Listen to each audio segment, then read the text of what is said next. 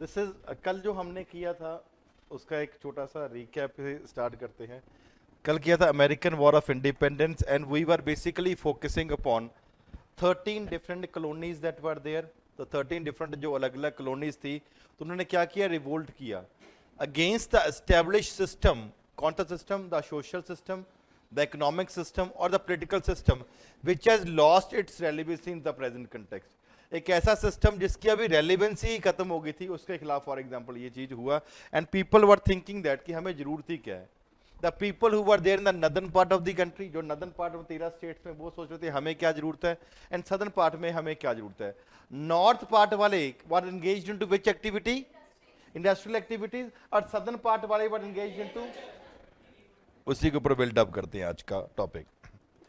North वाले हैं industry पे फोकस कर रहे हैं और साउथ वाले फोकस कर रहे हैं for example, very simple, agriculture है तो प्लांटेशन होगा वहां पे and other things would be there. This became a very important point for American civil war. अब दो चीज है, American civil war was basically a war between these 11 states that are there.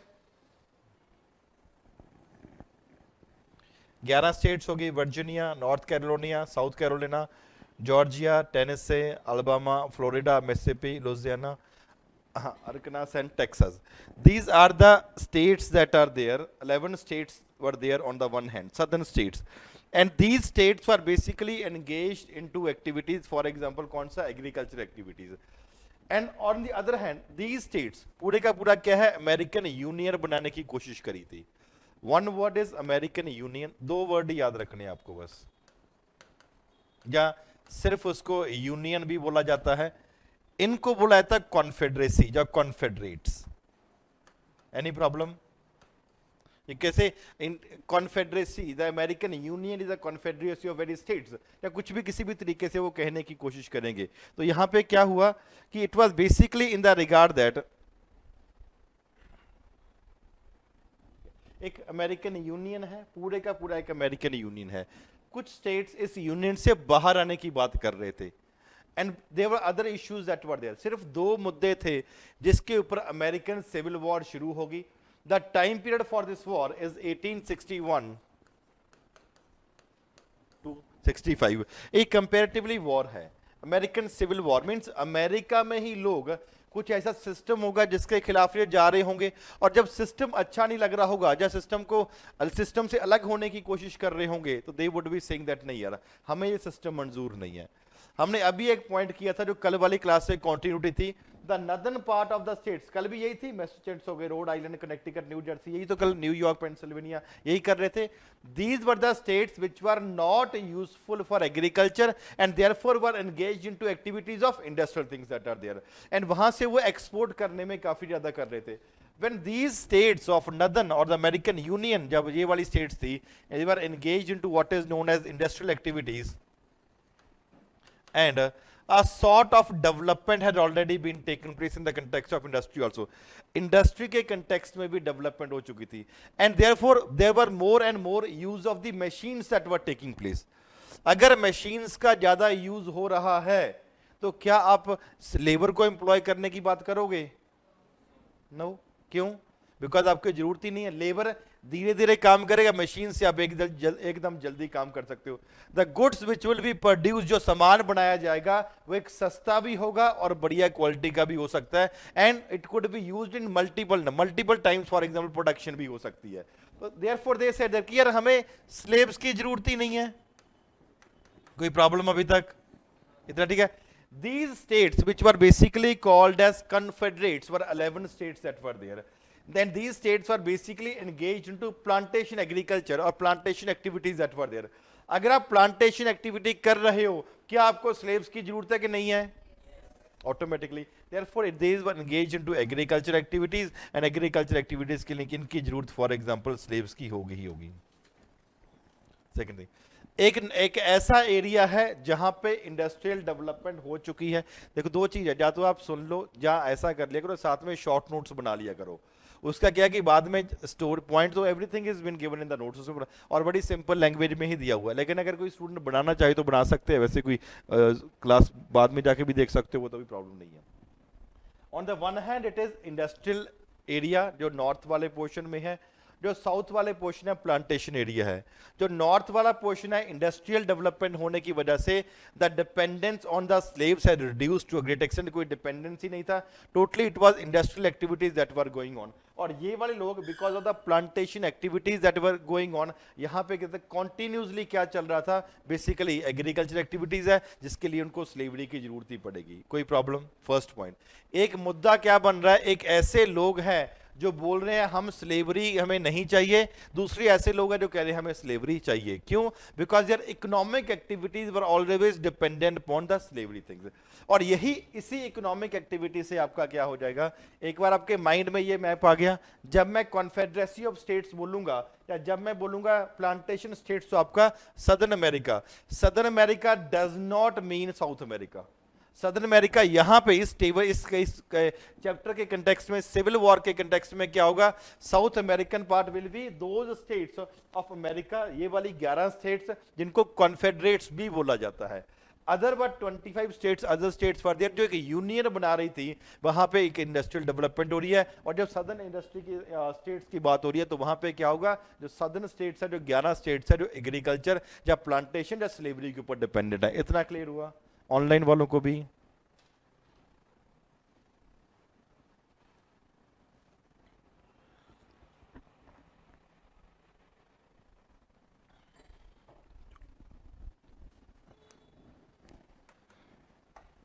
Next, when the economy of both the areas, कौन से areas, north वाला reason, या आप उसके लिए एक अदर वर्ड रख लो union, they were dependent upon industry, and यहां पे है कॉन्फेडरेट्स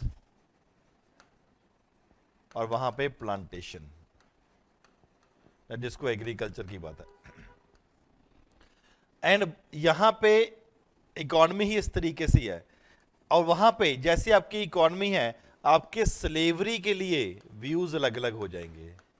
ये वाले बोलेंगे स्लेवरी नहीं होनी चाहिए, ये वाले बोलेंगे स्लेवरी होनी चाहिए। यहां पे आपका इकोनॉमिक स्ट्रक्चर आपके सोशल स्ट्रक्चर को डिफाइन करेगा। क्या करेगा? आपका इकोनॉमिक स्ट्रक्चर आपके सोशल स्ट्रक्चर को डिफाइन करेगा, plus your culture will also be defined. Culture means यहां पे कि आप समाज को किस तरीके से देख रहे हो, या अगर इस एरिया है, यहां पे है, यहां पे अगर प्लांटेशन या कॉन्फेडरेट्स की बात कर रहे हैं, वहां पे क्या था, कौन अमीर कितना है, जिसके पास जितने स्लेव्स हैं। क्योंकि जिसके पास ज्यादा स्लेव्स होंगे means a person is comparatively having a very huge amount of land with him, उसके पास बहुत ज्यादा जमीन है, and therefore for example slaves वहां पे ज्यादा हो रहे, यही होगा यहाँ पे। और यहाँ पे क्या होता है, स्लेवरी नहीं है। यहाँ पे जिसके पास इंडस्ट्रीज ज्यादा है, जिसके पास पैसा ज्यादा है, तो वो कंपैरेटिवली बहुत अमीर है। यहाँ पे आपका कल्चर, समाज में द कॉन्फेडरेट्स, आपकी समाज में इज्जत तभी ज्यादा होगी अगर आपके पास ज्यादा स्लेव्स हैं। अगर आपके पास स्लेव्स नहीं है तो समाज में आपकी कंपैरेटिव इज्जत नहीं होगी। तो वहां पे जो आपका इकोनॉमिक सिस्टम था, यहां पे जो आपका इकोनॉमिक स्ट्रक्चर था, that also determine the social and the cultural structure that particular point of time. Point clear हुआ? अगर इकोनॉमिक स्ट्रक्चर इतना स्ट्रांग है कि आपके सोशल और कल्चरल को डिफाइन कर रहा है, तो क्या राजनीति इससे दूर हो सकती है? Therefore your political stand will also be dependent upon कि आप नॉर्थ में रह रहे हो या सदर्न पार्ट में रह रहे हो। अगर नॉर्थ में रह रहे हो तो आपको वोट इस बात के ऊपर मिलेगी कि आप स्लेवरी के खिलाफ हो। अगर साउथ में रह रहे हो आपको पॉलिटिकल स्ट्रक्चर को वोट इस बिहाफ पे मिलेगी कि आप स्लेवरी को सपोर्ट कर रहे हो। कोई problem? This was one important issue that emerged, जिसकी वजह से ये स्टेट्स आपस में लड़ने लगी, and that the thing is basically known as a civil war that has been there. उसको अमेरिकन सिविल वॉर बोला जाता है। पहला पॉइंट क्लियर हुआ।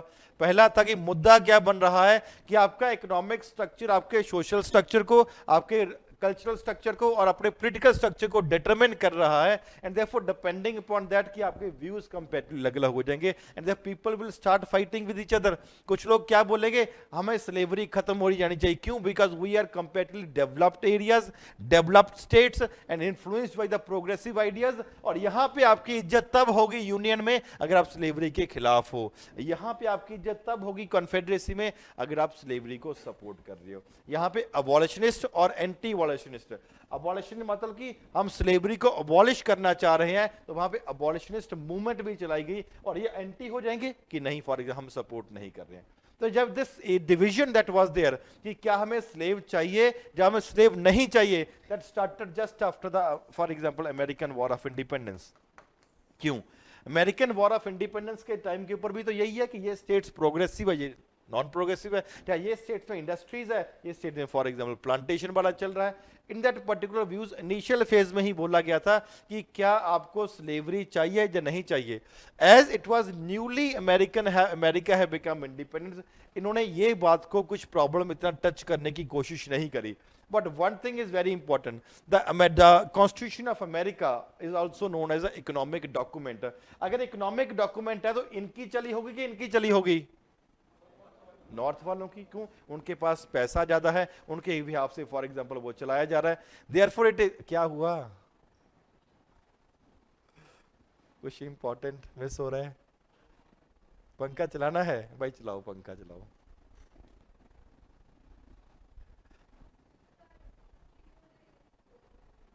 एसी चल रहा है कि क्या हो रहा है? आप पहले एक कंसेंसस बना लो, चलता रखना के बंद करना है। वो बंद है, मेरे को इधर से नहीं दिखता ना, चलता बंद है कि चल रहा है? वो चल रहा है कि बंद है, मेरे को इतना नहीं पता। अब चल रहा है मेरी बात। आप क्या चाहते हो? चल तो रहा है, आपको बंद करवाना, आप आगे आ जाओ। मेरे को पता आपको नेक प्रॉब्लम है, थोड़ा आगे आ जाओ, नो प्रॉब्लम।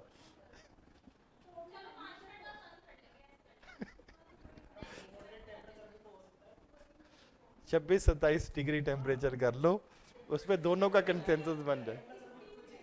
16 पे मत रखो उसको, कंसेंसस बना लो ना। शी हैज अ प्रॉब्लम, उनको ना क्लास के बीच में थोड़ा सा बाहर जाना पड़ता है, बिकॉज वो थोड़ा सा प्रॉब्लम है। चलो,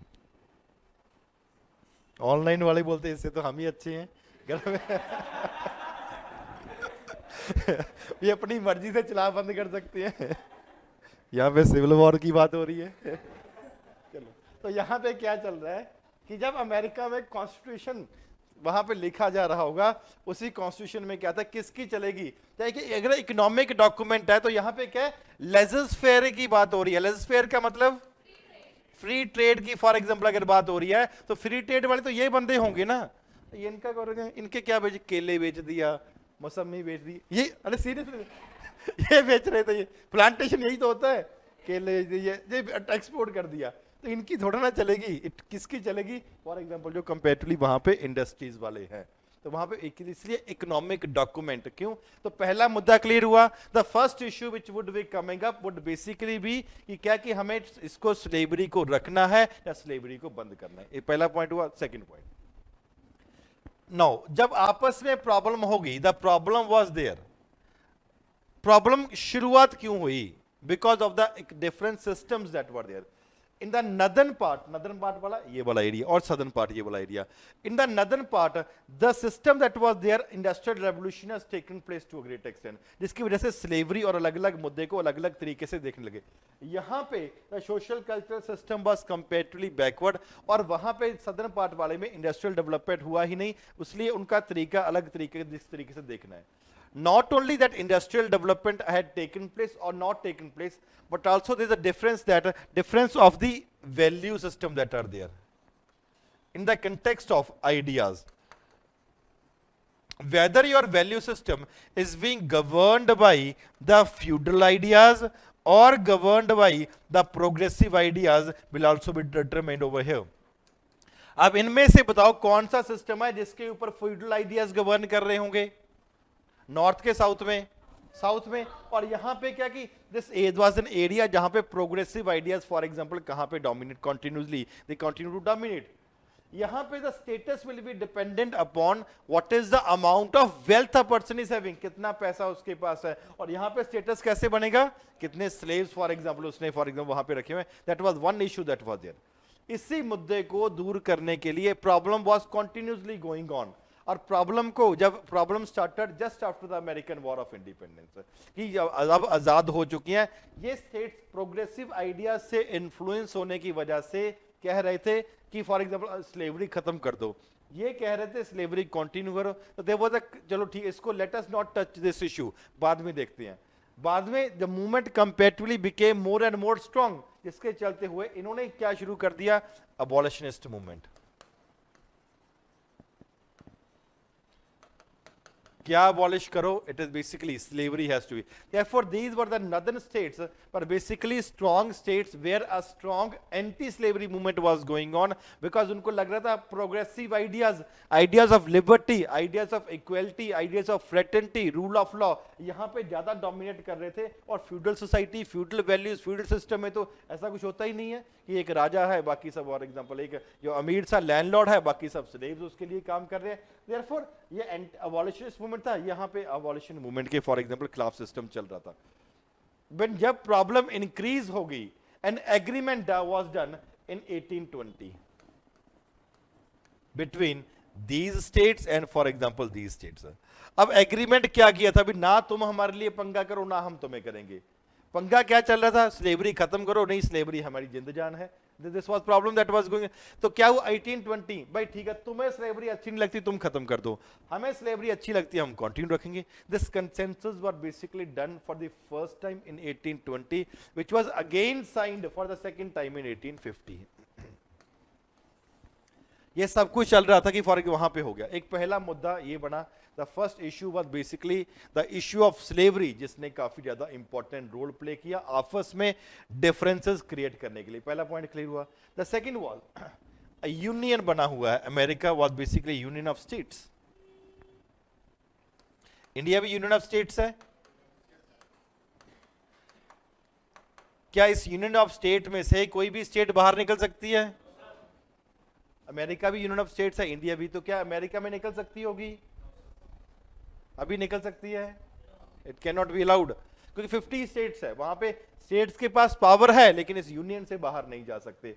these states they were thinking that हमने अपनी मर्जी से इस यूनियन में गए हैं, अगर अपनी मर्जी से जा सकते अपनी मर्जी से बाहर भी आ सकते हैं। Therefore they said right to सेसीड,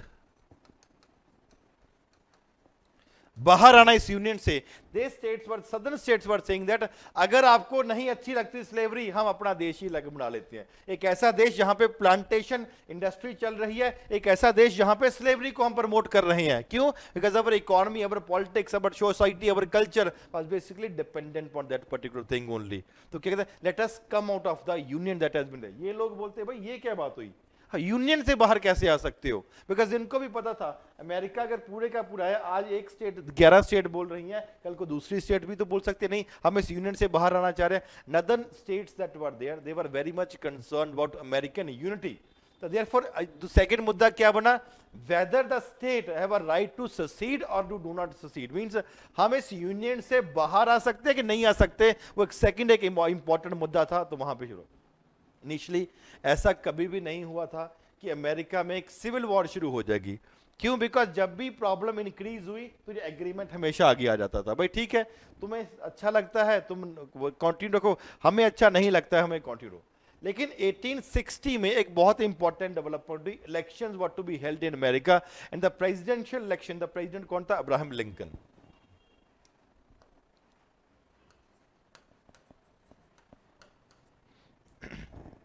He was basically one of the presidential candidates.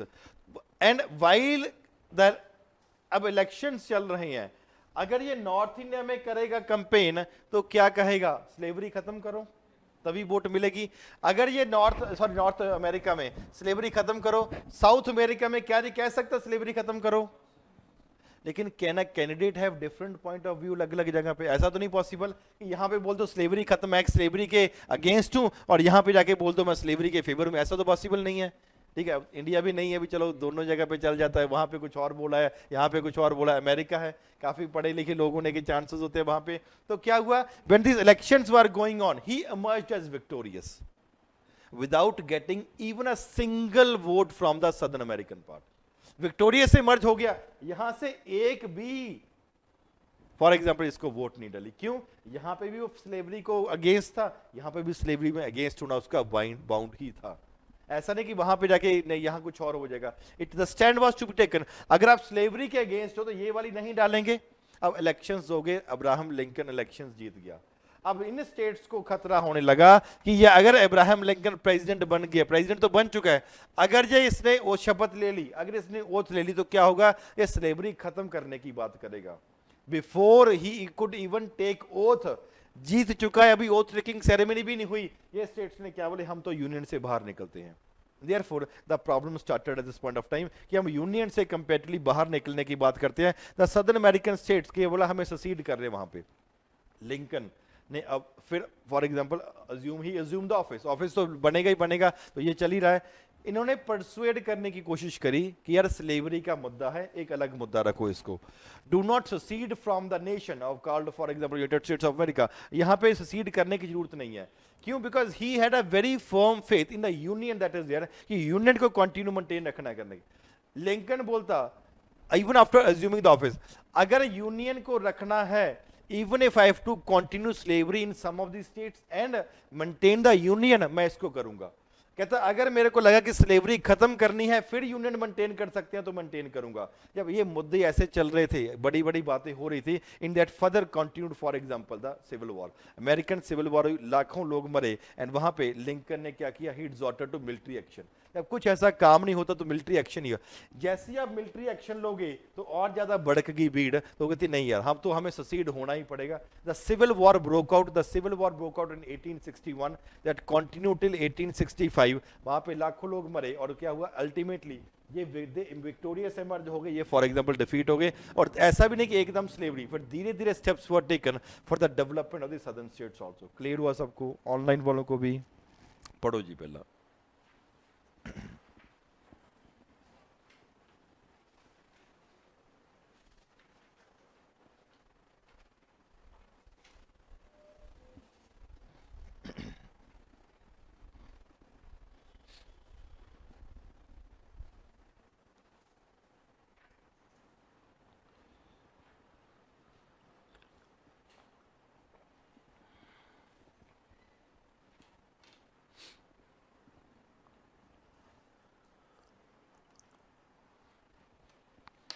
हाँ जी बोलो। यस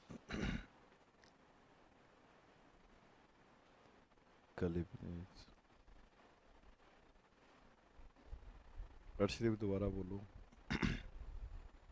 नहीं नहीं, प्री में नहीं आता ये, it is a part of means only.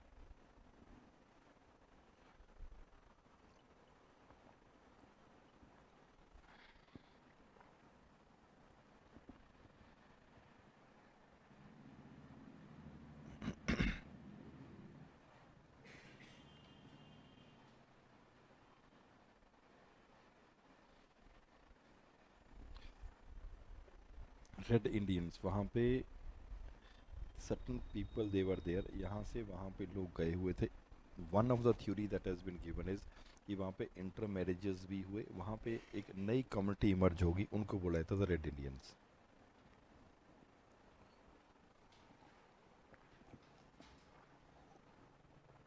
There is no single theory that has been just, multiple theories are there.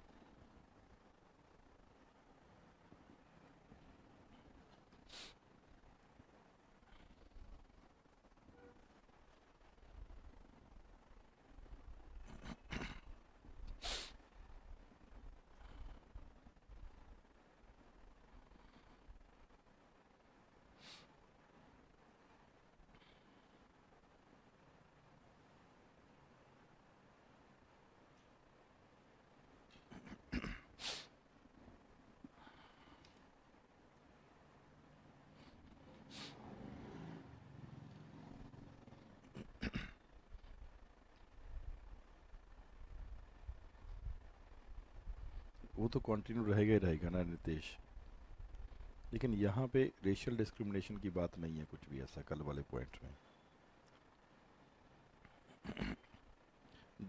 आज़ाद हो गए थे बस, वही थे। America was declared as independent.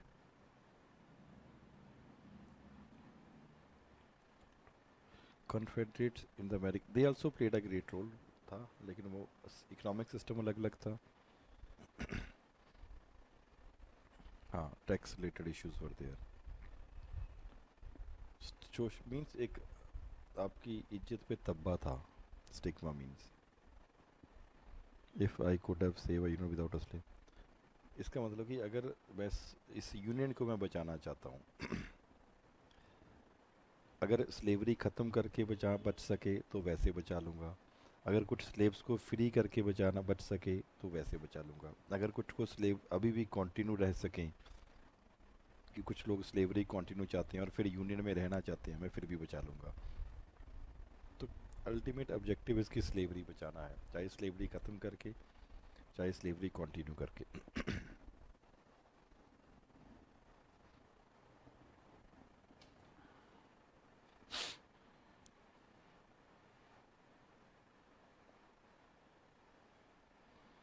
Why these colonies support Britain 7? They did not support Britain.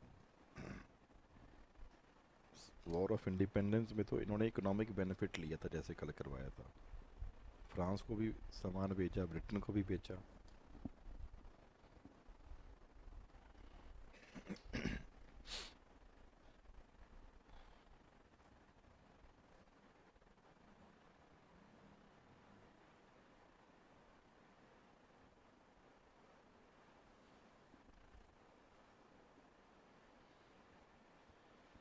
Seven-year war.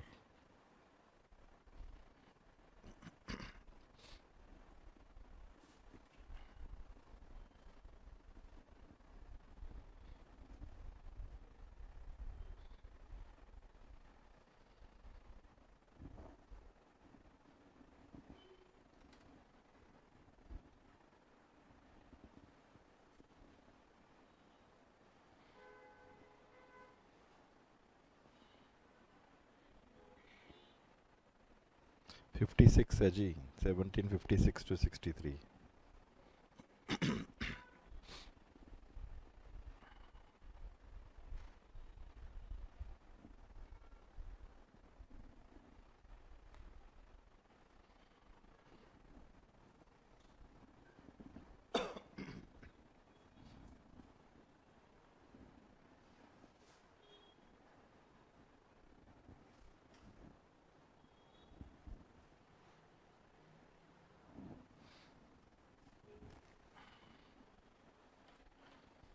तो आगे move करते हैं। Next is impact of American civil war.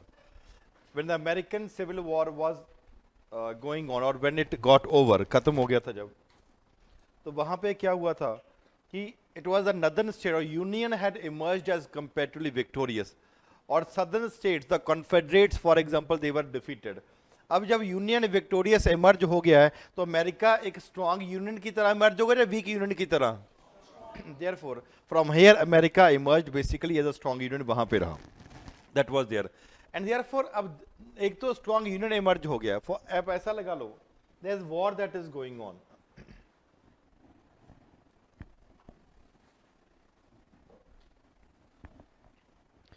War चल रही है between, take an example, between Mughals and Marathas, और ऐसा लगा लो कि मुगल्स ने डिफीट कर दिया मराठास को। अब नेक्स्ट स्टेप क्या होना चाहिए? That is the best thing that could be done.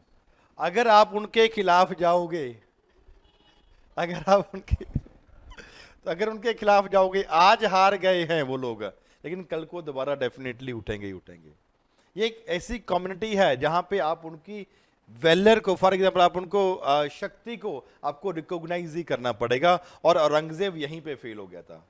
अगर औरंगजेब 1689 में जब शिवाजी के उसका बेटे का शहादत हो गई थी, अगर उस तरीके से कत्ल नहीं किया जाता उनका, तो comparatively things would have been different. उतना कई बार क्या होता है, आपका जिंदगी आपको इतना ज्यादा कुछ नहीं देती, आपकी कम्युनिटी को इतना ज्यादा नहीं देती जितनी आपकी मौत आपको कम्युनिटी को दे देती। बहुत बार ऐसा होता है, जैसे फॉर एग्जांपल कल भी बात कर रहे थे, गालियां, पहले लोग गालियां निकालते रहते हैं जब तक जिंदा होता है, और बाद में बोलते हैं ये बंदा तो बड़ा ग्रेट था, जैसे भी सिद्धू मूसेवाला, ठीक है। तो कल उसका गाना आया है, just in a span of 4 hours, 4 घंटे में it was trending number 1 on music.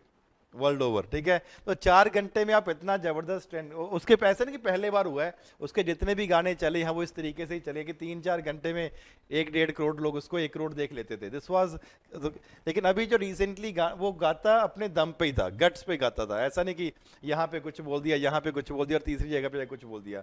He was a person who sang by guts, उसको पता था मेरे को मार देंगे। It was very clear to him कि आज नहीं तो कल मेरे को मारना ही है लोगों ने। वो अपने गानों में भी ऐसा बार बार बोलता था कि गोली से मेरे को मारा जाएगा, ये होगा, जवानी में मरूंगा, other things, all these things for example. ये उसने, क्योंकि उसका कहते हैं कि जो अपना जिसको वो आइडल मानता था टू पैक को, उसको भी गोली से ही मारा गया था कि उसकी कहता राशि और मेरी राशि मिलती है, तो एक दोनों को इकट्ठा ही मारे। ये कौन था? टू पैक जब was basically one of the greatest rapper that America had produced, और वो ब्लैक था। जब वो ब्लैक था, अब ब्लैक बंदा इतना हिट क्यों बन गया? ब्लैक इंसान इतना, और वो भी अमेरिका में इतना सुपर हिट कैसे हो गया? Emotional sentiments that he connected the people. क्या वो एक ऐसा बंदा, अमेरिकन, एक बात तो श्योर है, अफ्रीका इज अ कम्युनिटी जो हमेशा दबे कुचले हुए लोग हैं, and he talked about them. अरे तुम्हारे ऊपर ये अत्याचार था, तुम्हारे ऊपर ये अत्याचार था, late us come together and give them there real power, कि आपकी असली शक्ति क्या है। जब ऐसे लोग ही बात करते हैं तो फर्क क्या होता है? आम लोगों के दिल को छू जाती है। Majority of the writers for example जो भी लिखते हैं, मुझसे वाला गांव में रहता था, टी शर्ट चप्पल और ऐसे लोअर पे घूमता रहता था। He used to sit with the people who were there for example in the village. और गांव में आपको पता ही कैसी बातें होती हैं, देसी बातें, और वही चीज को अपने गाने में लिखता था। Therefore it is very important. लेकिन अगर उनको हरा दिया गया है तो मुगल्स को क्या था, अगर इनके साथ आप कंसेंसस डेवलप कर लेते। अब उसको पता था, लिंकन को एक बात बहुत अच्छे तरीके से पता था, I want to protect Union of America, because Union of America protect करना है। अगर इनको अच्छे तरीके से हमने फैसिलिटीज नहीं दी और इन लोगों को दबाने की कोशिश करी, तो आज नहीं तो कल ये दोबारा फिर इकट्ठे होकर हमारे लिए प्रॉब्लम करेंगे। Therefore, पहला क्या, अमेरिकन वॉर जीता, America emerged as a much stronger union. यहां पे क्या हुआ, अब स्टेट्स को यह भी लगने लगा कि now it was made clear to all the states, all the confederates and other states also, that you do not have a power to come out of the union. And therefore, it was basically said that America is a union. The union is indestructible. आप आज भी indestructible हो, आप कल भी और परसों भी indestructible ही रहोगे। कभी भी आप ऐसा सोच ही नहीं सकते कि फॉर एग्जाम्पल इसको डिस्ट्रक्ट किया जा सकता है। ऑन द वन हैंड इसको डेवलप करने की कोशिश करिए, on the other hand slavery के ऊपर अलग अलग टाइम पे बात करिए। 1862 लिंकन अनाउंस्ड एमेंसिपेशन प्रोग्राम, जिसकी वजह से फॉर एग्जांपल स्लेवरी को अबॉलिश किया गया। 1865 में और अमेंडमेंट करेगी, emancipation was given a constitutional approval also, कि कॉन्स्टिट्यूशनल अप्रूवल भी फॉर एग्जांपल वहां पे आपको मिल रहा है कि स्लेवरी को खत्म, and other steps were also being taken. किसके लिए? All the steps were basically taken. 1868 14th constitution amendment भी करेगी, वहां पे it was given legal protection was extended to American states. उसी तरीके से 15th and other amendments were basically being carried out. In 1870 an important development took place, जिसके चलते हुए क्या किया, सदर्न स्टेट्स की डेवलपमेंट करने के बारे में सोचा, and the industrialization was basically to be carried out. अगर इस यूनिफिकेशन को हमें कंपैरेटिवली स्ट्रॉन्ग करना है, it was equally important that southern part में जो 11 स्टेट्स है वहां पे भी क्या कि डेवलपमेंट होना जरूरी है। जैसे गवर्नमेंट क्या कहती है, अगर नॉर्थ ईस्ट को अपने साथ ज्यादा मिला हुआ हमने मानना है तो वहां पे डेवलपमेंट जरूरी है, अगर नक्सलाइट एरिया को हमें अपने साथ में ज्यादा मिलाना है तो वहां पे डेवलपमेंट जरूरी है। अब थ्योरी किसकी सही है किसकी गलत है वो एक अलग बात है, लेकिन एक इंपॉर्टेंट पॉइंट क्या है कि इन्होंने सदर्न स्टेट्स में भी डेवलपमेंट करना शुरू कर दिया, for the reason that the union could basically be made comparatively as a more strong to fight the American civil war. इनके काफी ज्यादा आर्मी होगी, जिसके चलते हुए अमेरिका एक बहुत ही मेजर पावर फॉर एग्जांपल वहां पे इमर्ज होने लगा कि अब अलग अलग स्टेट्स है कि अमेरिका यार अपने स्टेट्स को हरा दिया, दूसरी स्टेट्स को हरा दिया, 11 स्टेट्स इकट्ठी हो गई थी, अमेरिका को काफी आर्मी रिक्रूट भी करनी पड़ी। अब दिस वाज नॉट पॉसिबल कि आज अपने आर्मी रखी है कल को बोलोगे अच्छा भी डाटा बाय बाय जा सकते हो, नहीं। America maintain that particular army and strengthen it, और वहां पे अपनी आर्मी भी स्ट्रॉन्ग करी। Ending of slavery and better treatment to the black, क्या हुआ, अमेरिका की प्रेस्टीज काफी ज्यादा दुनिया में बढ़ गई। ये एक ऐसा देश है जो कॉन्स्टिट्यूशनली ये कह रहा है कि हम स्लेवरी के अगेंस्ट हैं, एंड उनका एमेंसिपेशन अपलिफ्टमेंट करने के लिए भी फॉर एग्जांपल ये बात कर रहे हैं, that was very much important. The civil war was there, developments marked the end of the beginning of the process of American ascendancy। और यहाँ पे क्या हुआ, what was earlier going on, American ideas were dominating the world।